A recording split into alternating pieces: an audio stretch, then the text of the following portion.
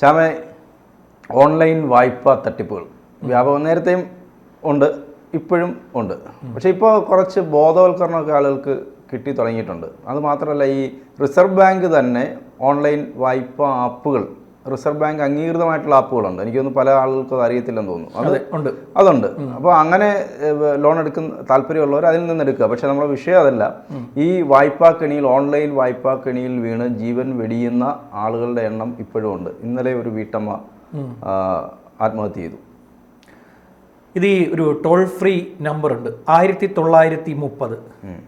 ഈ നമ്പറിലേക്ക് വിളിച്ച് ഇവന്മാർ നിങ്ങളെ വിളിച്ച് ഭീഷണിപ്പെടുത്തുന്നുണ്ടെങ്കിൽ നമ്മുടെ കേരള പോലീസിൻ്റെ ടോൾ ഫ്രീ നമ്പറാണ് 1930. വിളിച്ച് പരാതി പറഞ്ഞാൽ അത്തരം കോളുകൾ പിന്നെ പോലീസ് തന്നെ നേരിട്ട് കൈകാര്യം ചെയ്തോളും. പിന്നെ ഇതിനകത്ത് വേണ്ടുന്നത്, ഇപ്പോൾ ഇന്നലെ മരിച്ചത് പിന്നെ ഇവിടെ പെരുമ്പാവൂർ വേങ്ങൂർ എടപ്പാറ ആതിര, 30 വയസ്സേ ഉള്ളൂ. വീട്ടമ്മ 6500 രൂപ ലോൺ എടുത്തു. 6500 രൂപ ലോൺ എടുത്തപ്പോൾ അവർക്ക് കിട്ടിയത് 5000 രൂപ. 1500 രൂപ പിടിച്ചു. 5000 രൂപ കിട്ടി. അതിൽ 3500 രൂപ തിരിച്ചടച്ചു. ബാലൻസ് തുക കിട്ടാത്തതിനാണ് ആ കുട്ടിയെ നിരന്തരം ഇവന്മാർ ഭീഷണിപ്പെടുത്തിയത്. നഗ്നചിത്രം പുറത്തുവിടും എന്നുള്ളത്. അതായത് ഇത് ഞാൻ വർഷങ്ങളായി ഈ സാധനം ഇവിടെ നിലനിൽക്കുന്നുണ്ട്. ഒട്ടനവധി വാർത്തകൾ ഞാൻ തന്നെ റിപ്പോർട്ട് ചെയ്തിട്ടുണ്ട്. നമ്മൾ ശ്രദ്ധിക്കേണ്ട ഒരു കാര്യം, റിസർവ് ബാങ്കിൻ്റെ നോംസ് അനുസരിച്ച് പ്രവർത്തിക്കുന്ന ഓൺലൈൻ വായ്പ സെൻ്ററുകളുണ്ട്. ഇത് മൗറീഷ്യസ്, സിംഗപ്പൂർ എന്നീ സ്ഥലങ്ങളിൽ നിന്നും പാകിസ്ഥാനിൽ നിന്നുമൊക്കെ ഓപ്പറേറ്റ് ചെയ്യുന്ന സൈറ്റുകളാണ്. നമ്മളെ ഇപ്പോൾ ഈ പറയുന്ന പ്ലേ സ്റ്റോറിൽ ഇപ്പോൾ എണ്ണം കുറവാണ്. കേരള പോലീസ് സൈബർ SP-യുടെ നോട്ടീസ് ഗൂഗിളിന് കൊടുത്തിട്ട് 72 സൈറ്റുകളെ, വെബ്സൈറ്റുകളെ, ഈ ആപ്പുകളെ കഴിഞ്ഞ വർഷം ഗൂഗിൾ റിമൂവ് ചെയ്തിരുന്നു. ഇപ്പോൾ അത് പ്ലേ സ്റ്റോറിൽ കുറവാണ്. ഇപ്പോൾ വരുന്നത് ഫേസ്ബുക്കിലും അതുപോലെ തന്നെ ഇൻസ്റ്റയിലും വാട്സപ്പിലുമായി നമുക്ക് ലിങ്കുകൾ വരികയാണ്. നിങ്ങൾക്ക് സിബിൽ സ്കോർ നോക്കുന്നില്ല, ഈസി ആയിട്ട് നിങ്ങൾക്ക് ലോൺ കിട്ടും. നമ്മൾ നൽകേണ്ടത് ആധാർ കാർഡ്, അതുപോലെ തന്നെ നമ്മുടെ ഒരു ഫോട്ടോ ഒന്നും വേണ്ട. നമ്മൾ ഈ ആപ്ലിക്കേഷൻ ഓപ്പൺ ചെയ്യുമ്പോൾ ഇവർ നമ്മളോട് ചില പെർമിഷൻ ഈ ആപ്പ് ചോദിക്കും. പിന്നെ പെർമിഷൻ ഒന്നാണ് നമ്മുടെ ഗാലറിയിൽ അവർ ആക്സസ് കൊടുക്കുക, കോണ്ടാക്റ്റിൽ ആക്സസ് കൊടുക്കണം. ഗാലറിയിലും കോണ്ടാക്റ്റിലും ആക്സസ് കൊടുത്തു കഴിഞ്ഞാൽ നമ്മുടെ കയ്യിൽ നിന്ന് പോയി, ഫോൺ വേറെ ആൾക്ക് കൊണ്ടുപോയി കൊടുക്കുന്നതിന് തുല്യമാണ്. ലോക്ക് അയച്ചിട്ട് നമ്മൾ നമ്മുടെ ഫോൺ കൊണ്ടുപോയി കൊടുക്കുന്നതിന് തുല്യമാണ്. ഇതിൽ 3-4 ആക്സസ് ചോദിക്കും. ഈ 3-4 ആക്സസ് വായിച്ച് നോക്കി മനസ്സിലാക്കാതെ പിന്നെ ആക്സെപ്റ്റ് കൊടുത്തു കഴിഞ്ഞാൽ കയ്യിൽ നിന്ന് പോയി. ഈ ഫോൺ കയ്യിൽ നിന്ന് പോകുന്നതിന് തുല്യമാണ്. പിന്നീട് നമ്മൾ ഈ ഫോണിൽ സംസാരിക്കുന്നത് അവർക്ക് അവിടെ നിന്ന് കേൾക്കാൻ സാധിക്കും. നമ്മൾ ഈ ഫോണിൽ നിന്ന് ആരോട് സംസാരിച്ചാലും നമുക്ക് കേൾക്കാൻ പറ്റും. നമ്മുടെ ഫുൾ കോണ്ടാക്ട് ലിസ്റ്റ് അവരുടെ കയ്യിൽ പോകും. അതിലേറ്റവും കൂടുതൽ നമ്മൾ സംസാരിക്കുന്ന വ്യക്തികളെ എല്ലാം അവർ നോട്ട് ചെയ്യും. നമ്മൾ ഏറ്റവും കൂടുതൽ നമ്മളോട് സംസാരിക്കുന്നത് വാട്സപ്പ് ആവട്ടെ, ഫേസ്ബുക്കിലെ മെസ്സഞ്ചർ ആവട്ടെ, ഇൻസ്റ്റ ആയിക്കോട്ടെ, എന്തിൽ വഴി സംസാരിച്ചാലും ഇവർക്ക് നോട്ട് ചെയ്യാൻ പറ്റും. ഇത് കേൾക്കുന്നവർ മനസ്സിലാക്കിയിരിക്കേണ്ട ഒരു സാധനം, ഓൺലൈൻ വായ്പ RBIയുടെ അംഗീകൃതമായിട്ടുള്ളതാണെങ്കിൽ പോലും പോയി തലവെച്ച് കൊടുക്കരുത്. കാരണം നമ്മുടെ ഫോൺ വഴി വായ്പ എടുക്കാൻ നിൽക്കരുത്. ഫോൺ വഴി വായ്പ എടുക്കാൻ നിന്ന് കഴിഞ്ഞാൽ, ഫോൺ കയ്യിൽ നിന്ന് പോയി കഴിഞ്ഞാൽ നമ്മുടെ തലച്ചോറ് കൊണ്ടുപോയി മറ്റൊരാൾക്ക് പണയം വെക്കുന്നതിന് തുല്യമാണ് ഫോണിന്റെ ആക്സസ് കൊടുക്കുക എന്നുള്ളത്. അപ്പോൾ ഇവന്മാർ എന്ത് ചെയ്യുന്ന വെച്ച് കഴിഞ്ഞാൽ, ഇതിലെ ഫോട്ടോസ് തപ്പിയെടുക്കും. നമ്മുടെ പേഴ്സണൽ ഫോട്ടോസ് മുഴുവനായിട്ട് ഇവർ തപ്പിയെടുക്കും. ഈ ഫോട്ടോസിൽ ഇപ്പോൾ നമ്മൾ ഒരു ഡിജിറ്റൽ യുഗമാണ്. നമ്മുടെ ഫോണിൽ നമ്മുടെ സ്വകാര്യ ദൃശ്യങ്ങളൊക്കെ വേണമെങ്കിൽ ചിത്രങ്ങളൊക്കെ എടുത്തിടും. നമ്മൾ ചിലപ്പോൾ ശ്രദ്ധിച്ചിട്ടില്ലേ, ചിലർ ശരീരത്തിൽ എന്തെങ്കിലും ചെറിയ പാടുകളോ മുറിവുകളോ ഒക്കെ വന്നു കഴിഞ്ഞാൽ ഈ ഫോൺ വെച്ച് ഫോട്ടോ എടുത്ത് നോക്കും. ചിലർ ഇത് ഡിലീറ്റ് ചെയ്ത് കഴിഞ്ഞാലും ഇത് തിരിച്ചെടുക്കാൻ പറ്റും, റിക്കവർ ചെയ്യാൻ പറ്റും, ഈസി ആയിട്ട് റിക്കവർ ചെയ്യാൻ പറ്റും. ഈ റിക്കവറി ആപ്പിലുണ്ട്. റിക്കവർ ചെയ്യുന്ന ആപ്പ് പോലും പോയി ഫോണിൽ രജിസ്റ്റർ ചെയ്യരുത്. മനസ്സിലായോ? നമ്മൾ റിക്കവറി ആപ്പ് എന്ന് പറഞ്ഞൊരു സാധനമുണ്ട്. ഇത് ഫോട്ടോസ് നമ്മൾ തിരിച്ചെടുക്കാൻ വേണ്ടിയിട്ട് ഇതിനുള്ള ആപ്പ് ഉണ്ട്. ആ ആപ്പ് എടുത്തു കഴിഞ്ഞാൽ ആ ആപ്പ് കൈകാര്യം ചെയ്യുന്നവനും നമ്മുടെ ഫോട്ടോ പോവുക, അവനും ഫോട്ടോ വരും, നമുക്കും ഫോട്ടോ വരും. നമുക്ക് അവൻ തരുന്നത് എന്താ, അവനൂടെ കിട്ടുന്ന ഫോട്ടോയാണ് നമുക്ക് തരുന്നത്. ഇത്തരം വലിയ തട്ടിപ്പ് വഞ്ചനയാണ്. ഇപ്പോൾ ഈ ആതിര എന്ന് പറയുന്ന കുട്ടിക്ക് ഇന്നലെ ഉച്ചയ്ക്കാണ് ആ കുട്ടിയെ വീട്ടിൽ തൂങ്ങി മരിച്ച നിലയിൽ കണ്ടെത്തിയത്. വെറും 3500 രൂപയ്ക്ക് ഒരു വീട്ടമ്മയുടെ ജീവൻ ഇവന്മാർ എടുത്തു. ഇത് 1-2 കേസല്ലെന്നേ, ഒരുപാട് കേസുകൾ. ഒരിക്കൽ പിന്നെ ഇതേ മേഖലയിൽ തന്നെ പെരുമ്പാവൂരിൽ തന്നെ ഒരു സ്ത്രീ എന്നെ കാണാൻ വന്നിരുന്നു. ഞാൻ കൊച്ചിയിലെ റിപ്പോർട്ടറായിരിക്കുന്ന സമയത്ത് അവർ ആത്മഹത്യയുടെ അങ്ങേയറ്റം വക്കത്ത് നിൽക്കുകയാണ്. ഞാൻ പറഞ്ഞു, ഒന്നും നിങ്ങൾ അവർക്ക് എന്താ അയച്ചു കൊടുത്തിരിക്കുന്നതെന്ന് അറിയാമോ? അവരുടെ നഗ്ന ദൃശ്യം എങ്ങനെയാണ് വെച്ചിരിക്കുന്നത് അറിയാമോ? മറ്റാരുടെയോ നഗ്ന ദൃശ്യം എടുത്തു വെച്ച് അതിന്റെ മുകളിൽ തല വെട്ടി കയറ്റിയിരിക്കുകയാണ്. ഞാൻ പറഞ്ഞു, ഇത് ഈ ഫോട്ടോ കണ്ടു കഴിഞ്ഞാൽ ഏത് ബുദ്ധിയുള്ള അത്യാവശ്യം ചിന്തിക്കുന്ന ഒരുത്തിന് മനസ്സിലാവും ഇത് വെട്ടിക്കയറ്റിയതാണ്. അതിൽ നിങ്ങൾ ഭയപ്പെടേണ്ട ഒരു കാര്യമല്ലേ. പക്ഷേ ഇപ്പോൾ അങ്ങനല്ല, AI വെച്ചുള്ള കളിയല്ലേ. AI വെച്ചുള്ള കളിയാണ് ഇപ്പോൾ കളിക്കുന്നത്. ഞാനത് അവരെ കാണുന്നത് ഏതാണ്ട് 2015-ലോ 2016-ലോ മറ്റോ. അത് ഏതാണ്ട് 10 വർഷം മുമ്പാണ് ഞാൻ അവരെ ഏകദേശം കണ്ടെന്ന് തോന്നുന്നു. അപ്പോൾ അന്ന് കളിയില്ലല്ലോ. ഇന്നിപ്പോൾ AI വെച്ചാണ് കളിക്കുന്നത്. ഇന്നിപ്പം നമ്മൾ ഫോണിൻ്റെ ആക്സസ് കൊടുത്തു കഴിഞ്ഞാൽ നമ്മുടെ ചിത്രം വെച്ച് നമ്മൾ ഇരുന്ന് സംസാരിക്കുന്ന അല്ലെങ്കിൽ നമ്മൾ മറ്റെന്തെങ്കിലും പ്രവൃത്തി ചെയ്യുന്നത് വരെ ആ രീതിയിൽ വരെ ആക്കിയെടുക്കാൻ പറ്റും. അത്രയും വലിയ ഭീഷണി പോയി. ഇന്നലെ ആ കുട്ടിക്ക് ഗൾഫിലിരിക്കുന്ന സൗദിയിലുള്ള അവരുടെ ഭർത്താവിൻ്റെ ഫോണിലേക്ക് ഇവന്മാർ ആ കുട്ടിയുടെ നഗ്നചിത്രം അയച്ചു കൊടുത്തു. നഗ്നചിത്രം അയച്ചു കൊടുത്തു ഇന്നലെ രാവിലെ 11 മണിക്ക് മറ്റു അയച്ചു കൊടുത്തു. ഇന്നലെ ഉച്ചയായപ്പോൾ ആ കുട്ടി തൂങ്ങി മരിച്ചു. ഇതാണ് സംഭവിച്ചത്. വെറും 3500 രൂപയ്ക്കാണ് സംഭവിക്കുന്നത്. ഒരുപാട് വെല്ലുവിളി നേരിടുന്നുണ്ട്. ഒട്ടനവധി പേർ ഇവരുടെ വെല്ലുവിളി നേരിടുന്നുണ്ട്. ആദ്യം അതായത് നമ്മൾ ആധാർ കാർഡും കൊടുത്ത് ഫോട്ടോയും കൊടുത്ത് നമ്മൾ അടിച്ച് ടൈപ്പ് ചെയ്ത് കൊടുക്കുന്ന അഡ്രസ്സ് കള്ളമാണെങ്കിൽ നമുക്ക് പൈസ തരും അവന്മാർ. നമ്മൾ വ്യാജ അഡ്രസ്സ് അയച്ചു കൊടുത്തോ, വ്യാജ അഡ്രസ്സ് അയച്ചു കൊടുത്താലും ശരി നമ്മുടെ അക്കൗണ്ടിലേക്ക് ക്രെഡിറ്റ് ആവും. ഇപ്പം നമുക്ക് 6500 രൂപ നമ്മൾ ചോദിച്ചാൽ ചിലപ്പോൾ 5000 രൂപ കിട്ടും, ചിലപ്പോൾ 5000-ന് താഴെ 4000 രൂപ കിട്ടത്തുള്ളൂ. ബാക്കി സർവീസ് ചാർജ് എന്ന് പറഞ്ഞവന്മാർ പിടിക്കും. പിന്നെ ഇരട്ടിയാണ് പലിശ. ഇരട്ടി പലിശയാണ് മേടിക്കുന്നത്, ഇരട്ടി പലിശ. നമ്മളിപ്പോൾ 6500 രൂപ അവരുടെ കയ്യിൽ നിന്ന് എടുത്ത് നമുക്ക് കിട്ടിയത് 5000 രൂപയാണെങ്കിൽ നമ്മൾ 12000 രൂപ വരെ തിരിച്ചടയ്ക്കേണ്ടി വരും. 7 ദിവസമാണ് ഇതിൻ്റെ സമയം.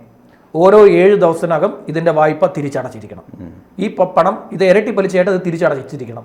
ഈസി ആയിട്ട് കിട്ടുന്നത് കൊണ്ട് ഈ പാവങ്ങൾ പോയി പെട്ടെന്ന് വേറെ ആർക്കും ഈ വീട്ടമ്മമാരാണ് ഇതിൽ പോയി ഏറ്റവും കൂടുതൽ പെട്ടുകൊടുക്കുന്നത്. അതായത് നമുക്ക് നമ്മുടെ ഫേസ്ബുക്കിൽ ലിങ്ക് വരും, നിങ്ങൾക്ക് എളുപ്പം വായ്പ നേടാം, സിവിൽ സ്കോർ പ്രശ്നമല്ല എന്ന രീതിയിലൊക്കെയാണ് ഇത് ഓപ്പറേറ്റ് ചെയ്യുന്നത്.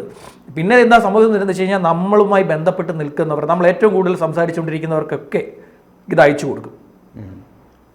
ഇതിങ്ങനെ അയച്ചു കൊടുത്തുകൊണ്ടേയിരിക്കും. നമ്മുടെ ഫോട്ടോസ്, നഗ്ന ദൃശ്യങ്ങൾ. ആദ്യത്തെ പരിപാടി നമ്മുടെ ഏറ്റവും അടുത്ത് വിളിക്കുന്നവരെ ഫോണിൽ വിളിച്ച് നിങ്ങളുടെ നമ്പർ വെച്ച്, അതായത് അവരുടെ നമ്പർ വെച്ച് നമ്മൾ വ്യാജ വായ്പ എടുത്ത് തട്ടിപ്പ് നടത്തി ആ രീതിയിൽ പറയും. രണ്ടാം ഘട്ടമാണ് നമ്മളെ വിളിച്ചിട്ട് നമ്മുടെ നഗ്ന ദൃശ്യം ഇങ്ങോട്ട് നമുക്ക് അയച്ചു തരും. മൂന്നാം ഘട്ടം നമ്മുടെ നഗ്ന ദൃശ്യം എവിടെ പോകും? നമ്മുടെ ചുറ്റുമുള്ള ആളുകൾക്ക് അയച്ചു കൊടുക്കും. ഈ കുട്ടി തിരിച്ച് ലാസ്റ്റ് അയച്ചിരിക്കുന്ന ഇവന്മാർ ഈ ഭീഷണി അയച്ചപ്പോൾ ആ കുട്ടി ലാസ്റ്റ് അയച്ചിരിക്കുന്ന മെസ്സേജ്, അങ്ങനെ ചെയ്താൽ ഞാൻ ആത്മഹത്യ ചെയ്യുന്നതാണ്. അവരെ സംബന്ധിച്ച് അതൊന്നും വിഷയമല്ല. അവന്മാരെന്താ മനുഷ്യപ്പറ്റ് എന്ന് പറയുന്ന സാധനമുണ്ടോ? മനുഷ്യപ്പറ്റ് എന്ന് പറയുന്ന ഒരു സാധനം, മനുഷ്യത്വം എന്ന് പറയുന്ന സാധനം, പ്രത്യേകിച്ച് ഈ എവിടെയോ ഇരിക്കുന്നവന്മാർ, അവന്മാർ സിംഗപ്പൂരിൽ നിന്നും മൗറീഷ്യസിൽ നിന്നുമാണ്. നമ്മുടെ സംസ്ഥാന സ്റ്റേറ്റ് പോലീസ് ഇതിനെ വ്യാപകമായി തപ്പിയപ്പോൾ ഇതിൻ്റെ ആക്സസ് പലതും മൗറീഷ്യസും സിംഗപ്പൂരുമാണ്. ഇപ്പോൾ ഈ കുട്ടിക്ക് മെസ്സേജ് വന്നിരിക്കുന്നത് പാകിസ്ഥാനിൽ നിന്നാണ് ഈ കുട്ടിക്ക് മെസ്സേജ് വന്നത്. നഗ്ന ദൃശ്യം ഭർത്താവിന് അയച്ചു കൊടുത്തു, ഈ കുട്ടിക്ക് അയച്ചു കൊടുത്തു. ഈ കുട്ടി ആത്മഹത്യ എന്ന് പറഞ്ഞു, കുട്ടി ആത്മഹത്യ ചെയ്തു. അതുപോലെ മറ്റൊരു തട്ടിപ്പാണ് ഈ SBIയുടെ നിങ്ങളുടെ ബാങ്ക് അക്കൗണ്ട് ബ്ലോക്ക് ചെയ്തിരിക്കുന്നു എന്ന് പറഞ്ഞിട്ട് മെസ്സേജ് വരും. ബ്ലോക്ക് മാറ്റാൻ വേണ്ടിയിട്ട് പാൻ കാർഡ്, ആധാർ ഡീറ്റെയിൽസ് എല്ലാം OTP വേണമെന്ന് പറഞ്ഞിട്ട് നമുക്കൊന്നും അവിടെ അക്കൗണ്ട് ഇല്ല, പക്ഷേ എനിക്കും വരും. അപ്പോൾ ഒരു ദിവസം എനിക്കിങ്ങനെ ഇപ്പോൾ നേരത്തെ നമ്മുടെ ടെക്സ്റ്റ് മെസ്സേജ് ആയിരുന്നു, ഇപ്പോൾ വാട്സപ്പിൽ വരും ഇതല്ല. അപ്പം ഞാൻ തിരിച്ച് മലയാളത്തിൽ അയച്ചു, നീ കൊള്ളാലോടാ അയച്ചു കൊടുത്തു. അപ്പോൾ ഇതിൻ്റെ ഒരു ടെക്നിക്ക്. പിന്നെ വേറൊരു ടെക്നിക്ക് ഈ പറഞ്ഞ പോലെ നമ്മുടെ പേര് വെച്ച്, അത് വ്യാപകമാണ്. ഇപ്പോൾ ഫേസ്ബുക്കിലൊക്കെ ഉള്ള നമ്മുടെ പേര് വെച്ചിട്ട് പ്ലീസ് നിങ്ങളിപ്പോൾ എവിടെയാണ്, ആ ഇംഗ്ലീഷ് കേൾക്കുമ്പോൾ തന്നെ മനസ്സിലായിക്കൊള്ളണം അത് നമ്മളല്ല എന്നുള്ളത്. നമ്മുടെ തൃശ്ശൂരുള്ള സുഹൃത്തിന് അങ്ങനെ കാശ് പോയി. പുള്ളി 4 പേർക്കും കണ്ട് അയച്ചു കൊടുത്തു. ഓരോ ദിവസവും വന്നിട്ട് ഇങ്ങനെ സഹായം അഭ്യർത്ഥിക്കും. അവസാനമാണ് അവര് വിളിച്ച് മനസ്കരാണെന്നുള്ള സുഹൃത്ത് കുറച്ച് പൈസ പോട്ടെ, ഇത്രയും കാലം ഇതൊന്നും ബോധമില്ല.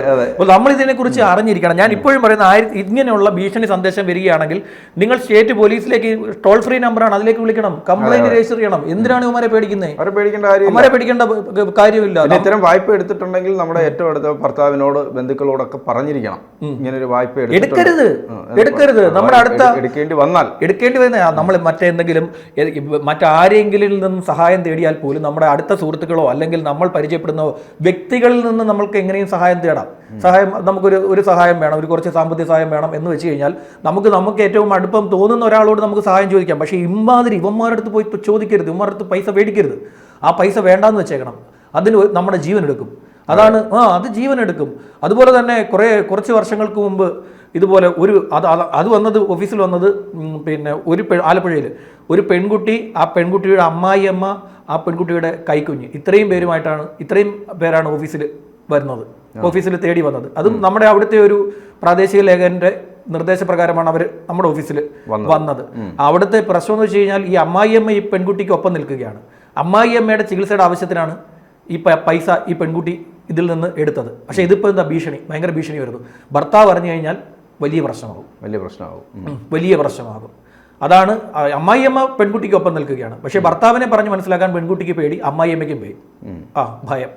ഈ കുടുംബങ്ങൾ കൂടി ഇതിനൊപ്പം നിൽക്കണമെന്ന്. ഇങ്ങനെയുള്ള ഭീഷണിയും കാര്യങ്ങളും ഒക്കെ വരികയാണെങ്കിൽ ആ നമുക്ക് എന്തായാലും എടുത്തു അബദ്ധം പറ്റി പോയാൽ തിരിച്ചടച്ചില്ലെങ്കിൽ ഒരു ചുക്കും സംഭവിക്കാനില്ല എന്നുള്ളതാണ് മനസ്സിലാക്കുക. അമാർക്കൊന്നും ചെയ്യാൻ പറ്റില്ല. അവർക്ക് ചെയ്യാൻ പറ്റുന്നത് നമ്മളെ നാണം കെടുത്തുക എന്നുള്ളതേ ഉള്ളൂ. കുറച്ച് പേർക്ക് അയച്ചു കൊടുക്കുന്നവർക്ക് അങ്ങ് അയച്ചു കൊടുക്കട്ടെ എന്ന് വിചാരിക്കണം അവന്മാരെ.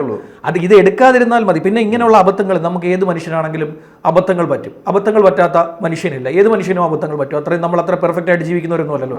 എല്ലാ മനുഷ്യർക്കുള്ളിൽ പോലീസ് ഉദ്യോഗസ്ഥരുടെ കാശ് പോലും ഇപ്പൊ കണ്ടില്ലേ, ബിഷപ്പിന്റെ കാശ് പോലും പിന്നെ അടിച്ചോണ്ട് പോയി 15 ലക്ഷം. പിന്നെ ഇവിടുത്തെ പിന്നെ DGPയെ പിന്നെ അംശവടിയാന്ന് പറഞ്ഞിട്ട് പറ്റിച്ചത്.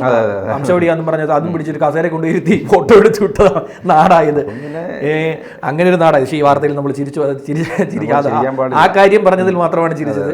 അപ്പോൾ DGPക്ക് ഒരു അബദ്ധം പറ്റിയ നാടാണ് നമ്മുടേത്. അപ്പോൾ അങ്ങനെയുള്ള ഒരു നാട്ടിൽ നമ്മൾക്ക് അബദ്ധം പറ്റും. അപ്പം നമ്മൾ എന്ത് ചെയ്യുമെന്ന് വെച്ച് കഴിഞ്ഞാൽ ഇങ്ങനെ അബദ്ധം പറ്റുന്നവരെ നമ്മൾ ചേർത്ത് നിർത്താൻ ശ്രമിക്കണം. അവർക്ക് അവരുടെ ഒരു ചെറിയ ആവശ്യത്തിന് വേണ്ടി അങ്ങനെ സംഭവിച്ചു പോയത് സഹായിക്കാൻ പറ്റുവാണെങ്കിൽ സഹായിക്കാൻ. അവരെ കുറ്റപ്പെടുത്താൻ പാടില്ല. അബദ്ധങ്ങൾ പറ്റി പോകുന്നത് ഏത് മനുഷ്യനും പറ്റും. അവരെ ചേർത്ത് പിടിക്കുക, അവരുടെ കൂടെ നിൽക്കുക, അവരുടെ ഒപ്പം നിൽക്കുക. ഇതൊന്നും ഒരു കാര്യവുമില്ല. ഇങ്ങനൊരു ഫോട്ടോ നമ്മുടെ ഫോണിലേക്ക് വരും, നമ്മുടെ ഒരു സുഹൃത്തിനാണ് വരുന്നതെങ്കിൽ ഇതിലൊന്നും ഒരു കാര്യമില്ലെന്ന് അവർക്ക് തിരിച്ചങ്ങോട്ട് മെസ്സേജ് ഇട ഇങ്ങനെ ഒരു സാധനം വന്നിട്ടുണ്ട് നമുക്ക്, അതിലൊന്നും ഒരു കാര്യമില്ല, അവന്മാരെ പോയി പണി നോക്കാൻ പറഞ്ഞു, നീ മൈൻഡ് ചെയ്യരുത് എന്ന് പറഞ്ഞു. അതായത് അവൻ മറ്റവരുടെ പണി തുടങ്ങിക്കഴിഞ്ഞു. മറ്റവന്മാരുടെ പണി തുടങ്ങിക്കഴിഞ്ഞാൽ അവരെ പിന്നെ പിടിച്ചു നിർത്തുക സാധ്യമല്ല. കാര്യം അവന്മാർ മറ്റൊരു രാജ്യത്ത് നിന്ന് കളിക്കുന്നവന്മാരാണ്. ഇവിടെ പോലീസ് ഗൂഗിളിൽ നോട്ടീസ് കൊടുത്ത് ഗൂഗിളിൽ നിന്നൊക്കെ എടുത്ത് ഗൂഗിളിൽ നിന്നല്ലല്ലോ ഇപ്പോൾ ഈ സാധനം വരുന്നത്. ഗൂഗിൾ നോട്ടീസ് കൊടുത്തിട്ട് കാര്യമില്ല. ഇത് വേറെ ഏരിയയിൽ നിന്നൊക്കെയാണ് ഇപ്പോൾ കളി മാറ്റി കളിച്ചിട്ടുണ്ട്. അപ്പോൾ ഇപ്പം നമുക്കതിനെ തടഞ്ഞു നിർത്തുക ഡിജിറ്റൽ യുഗമാണ്. ആർക്കും ആരുടെയും സ്വകാര്യത പുറത്തിട്ട് ഇത് അവരുടെ സ്വകാര്യ ദൃശ്യം, ഇവരുടെ സ്വകാര്യ ദൃശ്യം, മറ്റേത് മറിച്ചെന്നൊക്കെ പറഞ്ഞാൽ ആർക്ക് വേണമെങ്കിലും AI വെച്ച് കളിക്കാൻ പറ്റും. ആർക്കും വെച്ച് കളിക്കാൻ പറ്റുന്ന ഒരു സാധനമാണ്. ഇപ്പോൾ AI വന്നതോടുകൂടി കാലം മാറി.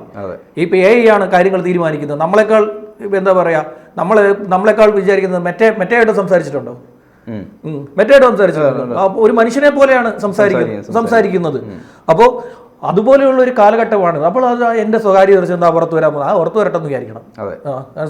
കുറച്ച് രസമായിട്ട് അവരന്മാരങ്ങോട്ട് ചെയ്യട്ടെ എന്ന് വിചാരിക്കണം. നമ്മളെ തന്നെ വേറെ ക്രിയേറ്റ് ചെയ്യാൻ പറ്റുന്ന കാലഘട്ടമാണെന്നേ.